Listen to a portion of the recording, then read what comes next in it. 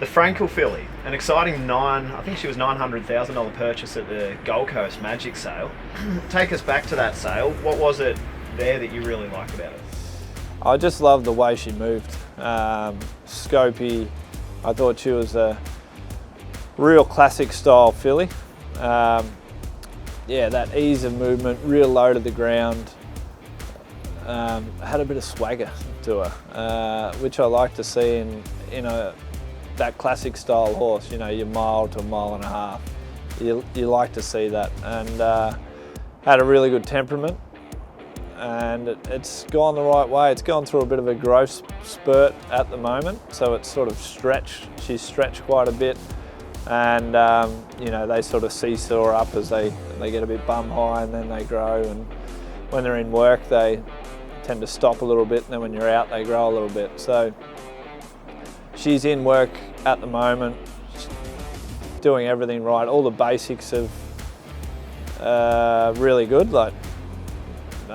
Quite confident in amongst horses.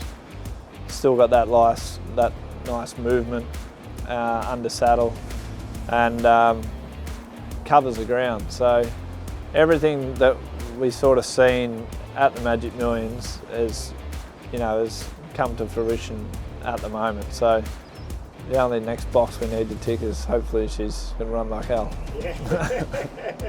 But it'd be fair to say at this point in time there's nothing to suggest that she can't move well enough. No, not at all. I think she's probably more an autumn 2-year-old, which we probably thought when we bought her, with a view to being a very good spring 3-year-old, and then progressing on. And so far, she's doing everything that we expected. Yeah, so if she comes in as a later 2-year-old, you were talking earlier, one of your greatest training moments is the BRC Oaks that you had won. Is that kind of a pipe dream target that you think this filly could be angular at? Yeah, well, when we bought her, they were the races I was thinking of, anything from a mile upwards. So yeah, as I said before, horses, they don't need, when they're bred that way, the way she is, they don't need a hell of a lot of racing. You just got to get them there on the day. And so lovely filly, and hopefully spring next year we're getting excited. One of the fillies or mares now that I love that you trained back a long time ago now is Jamaica. She was obviously that Oaks classic type filly as well. What sort of similarities, or what did you see in Jamaica that kind of gave you that confidence that she might be able to target towards those races?